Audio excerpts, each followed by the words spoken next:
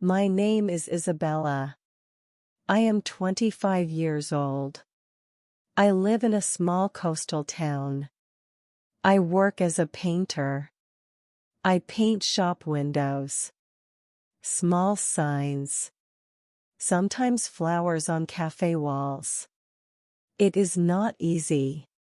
The pay is small. I live alone in a rented room. It is clean, but very small. One bed. One table. One chair. A small fan for hot nights. I eat simple food, bread, soup, sometimes rice. I never buy new clothes. I save every coin. Still, sometimes I skip dinner.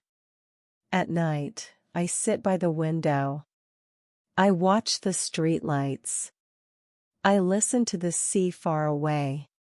Sometimes I cry.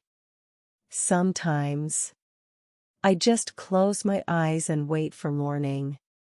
That was my life. Work. Sleep. Try again. It was a rainy morning. The sky was dark. The street was wet. I was painting a window at a small cafe. My shirt was damp. My hands were cold. The smell of coffee came from inside. I was almost finished when the door opened. A man walked in. He had gray hair and a long coat. He looked about 60. He walked slowly to a table near the door. He sat down. He looked at the rain. Then, he looked at me. I looked away quickly. When I finished, I cleaned my brushes. The man stood up. He walked to me. He smiled. It was a soft, kind smile. "You look tired," he said. His voice was calm. I smiled a little. "It is just a long day," I said. He nodded. "You work very hard," he said. Then, he walked away. The next day, I was painting a new wall near the cafe. The same man walked by. He saw me and smiled. I smiled back. He waved his hand and went inside. A little later, he came out again. In his hands was a small cup. "It's warm," he said. "You can drink it." It was tea. Steam rose into the cold air. I took the cup. "Thank you," I said softly. He smiled again and walked away. The tea was sweet. It warmed my hands. It warmed my chest too. No one gave me tea before. Not like that. The next day, he came again. This time, he brought bread with the tea. "You need to eat," he said. I felt shy. "Thank you," I whispered. I didn't know what else to say. His name was Edward. He came every day.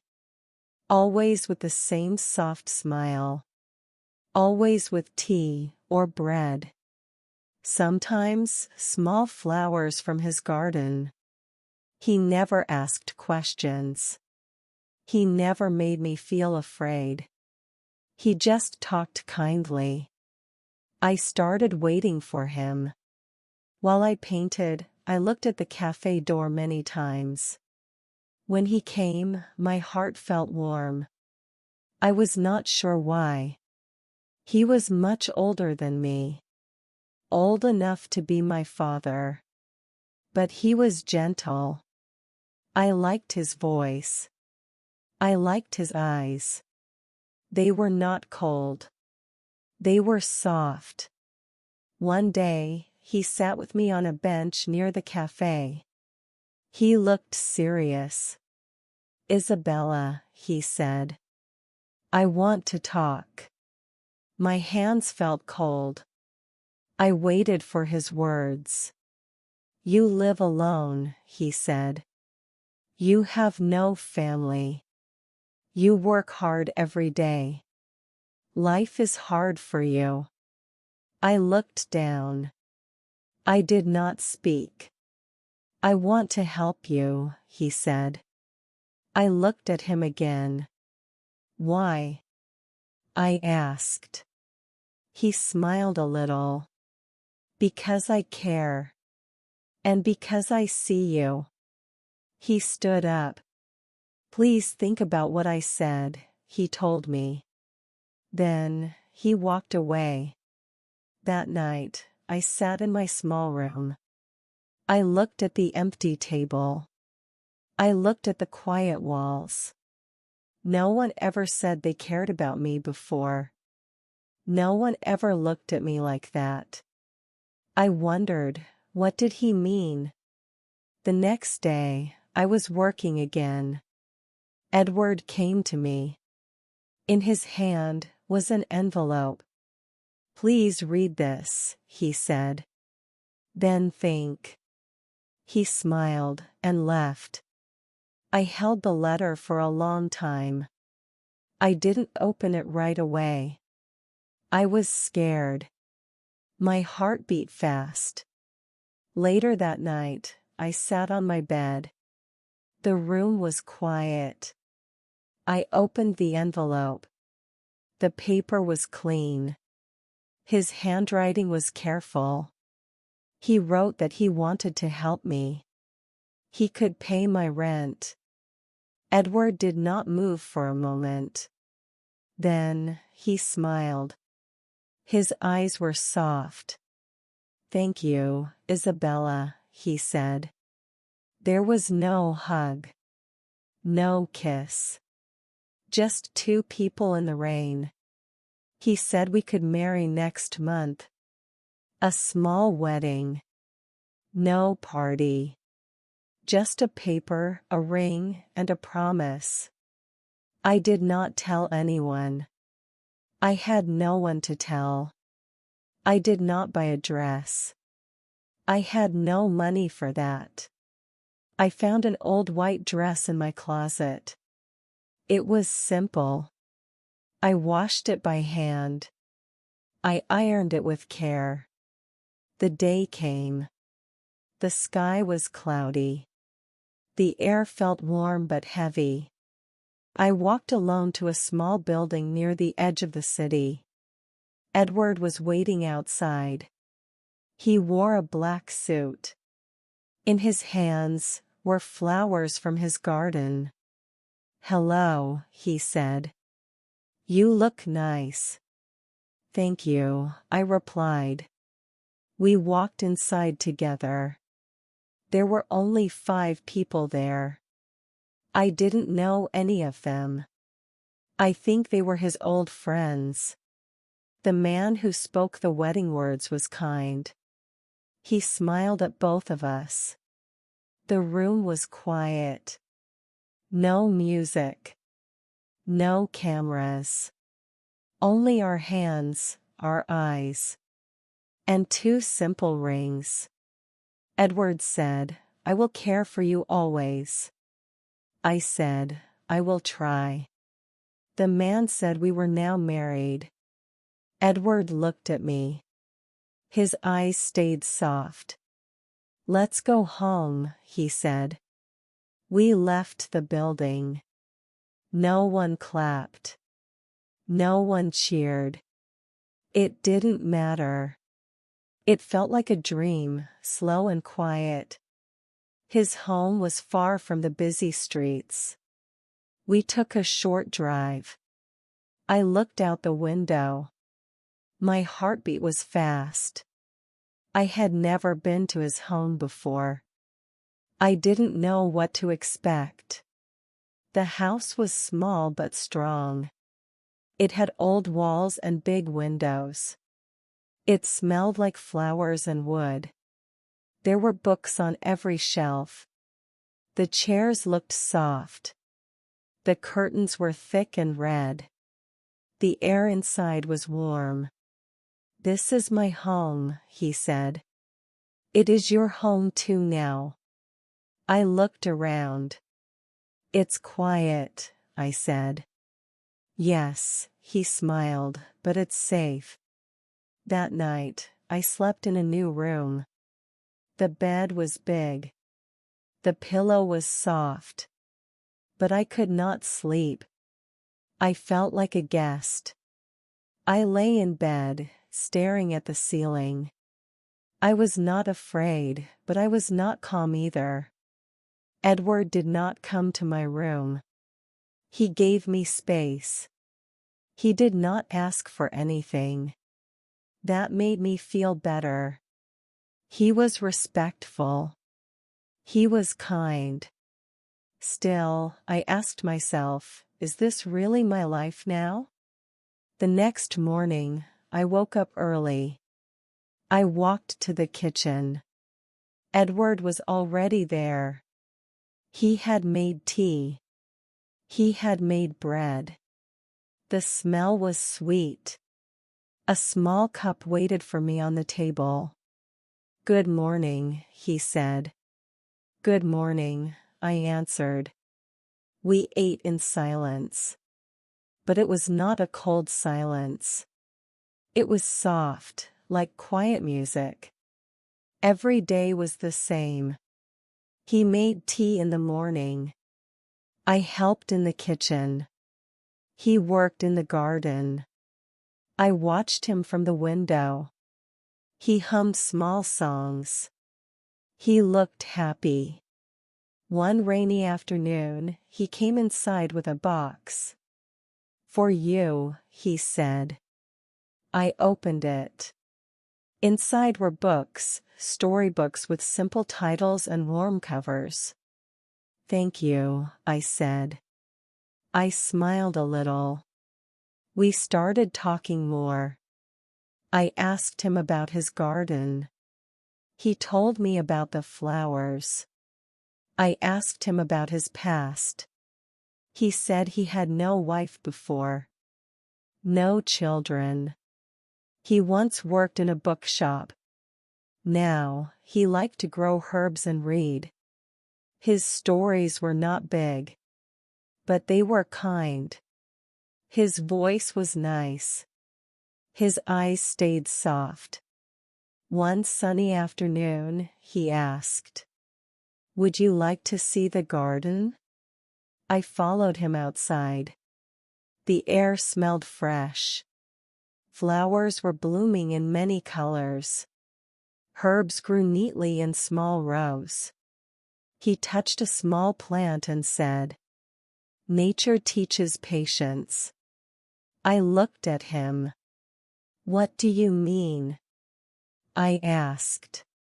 "You cannot rush a flower to bloom," he said. "You water it, give it sunlight, and wait. One day, it opens by itself." I didn't answer, but I thought about his words. They stayed in my mind all day. That evening, we sat in the garden for a long time.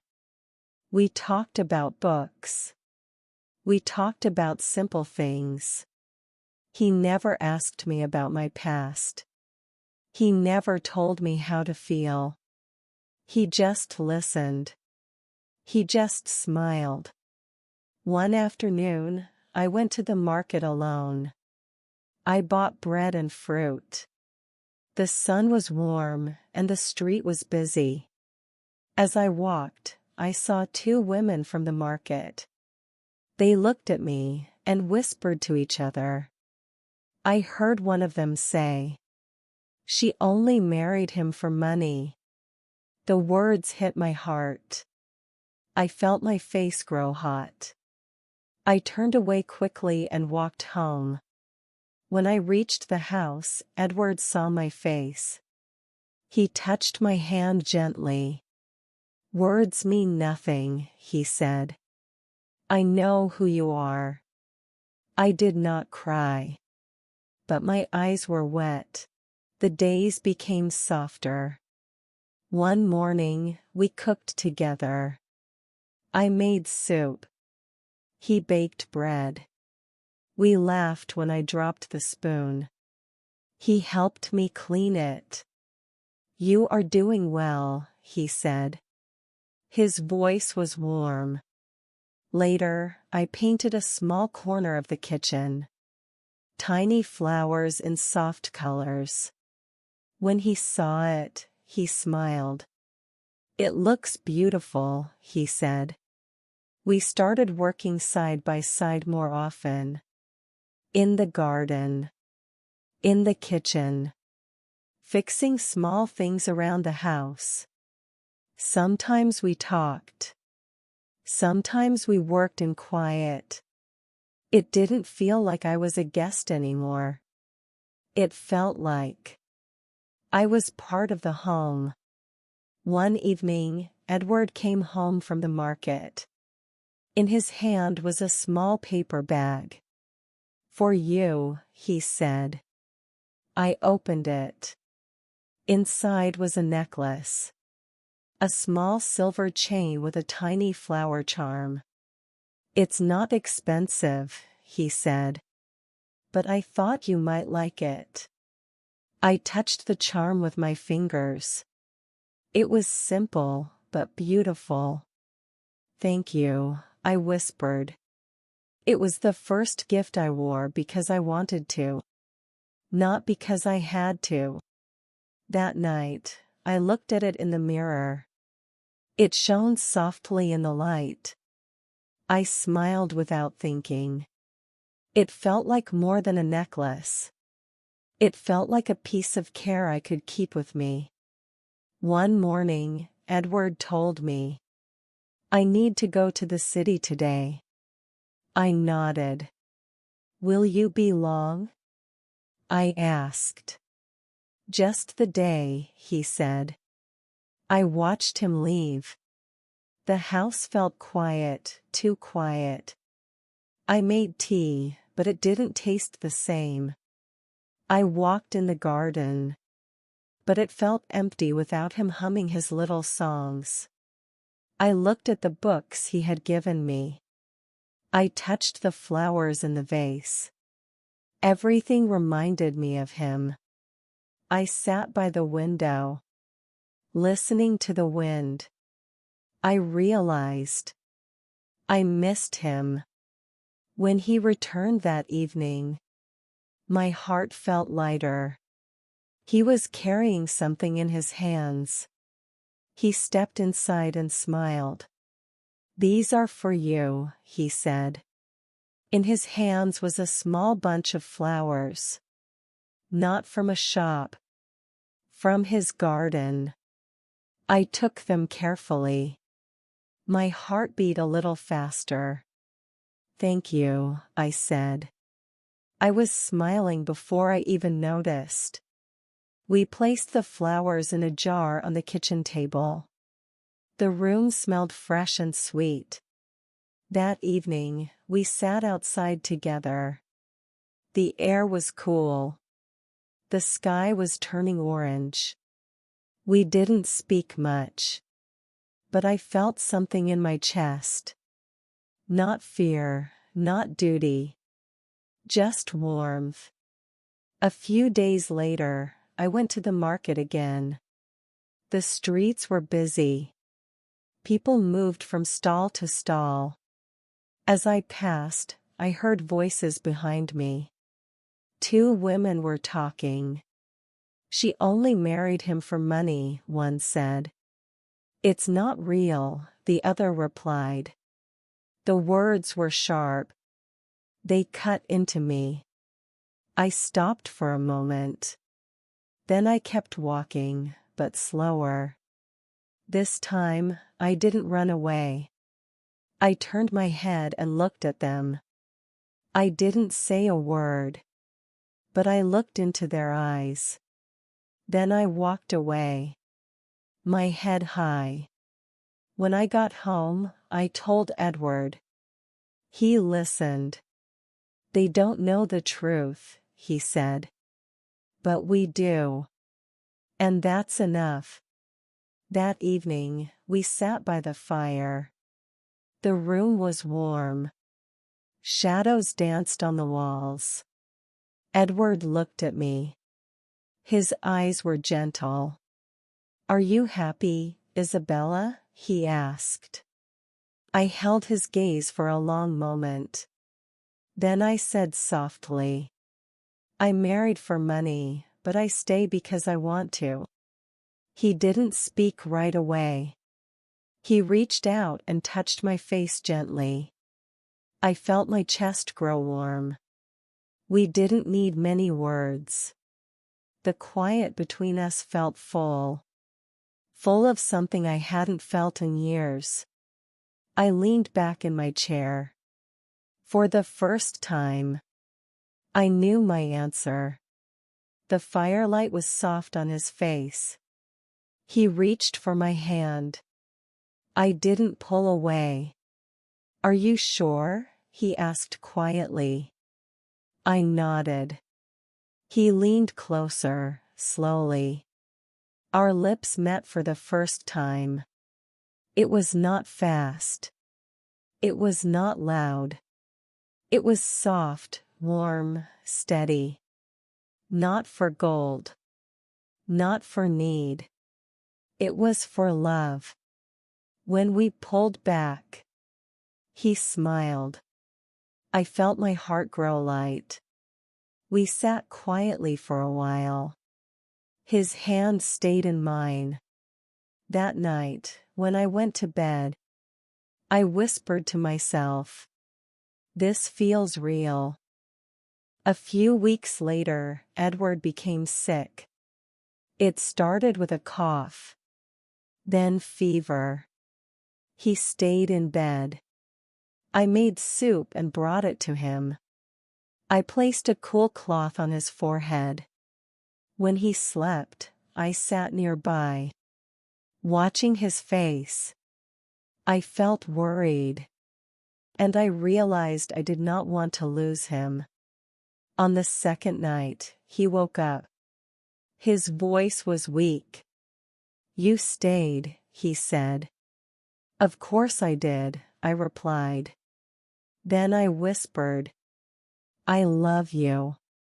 It was the first time I had said it aloud. His eyes grew soft. "I love you, too," he said. When Edward started to feel better, I worked on something special. In the kitchen, on a small canvas, I painted our garden. Bright flowers. The wooden bench. 2 cups of tea on the table. When I finished, I showed it to him. He looked at it for a long time. "It's beautiful," he said. His voice was quiet but full. He hung the painting near the front door. "We will see this every day," he told me. Every time I passed it, I felt the warmth of that moment. It was more than a picture. It was our life. Our home. The season changed. The air was cool and clear. Flowers still bloomed in the garden. One afternoon, we sat together on the porch. The sky was wide and soft above us. I held his hand. He looked at me and said, "You saved me." I smiled. "No, you saved me." He shook his head gently. "Maybe we saved each other." We stayed there for a long time. No words. Just the sound of the wind. The smell of the flowers. And the feeling of being safe. I didn't feel poor anymore. I didn't feel alone. I felt loved. I felt strong. And I knew this was home.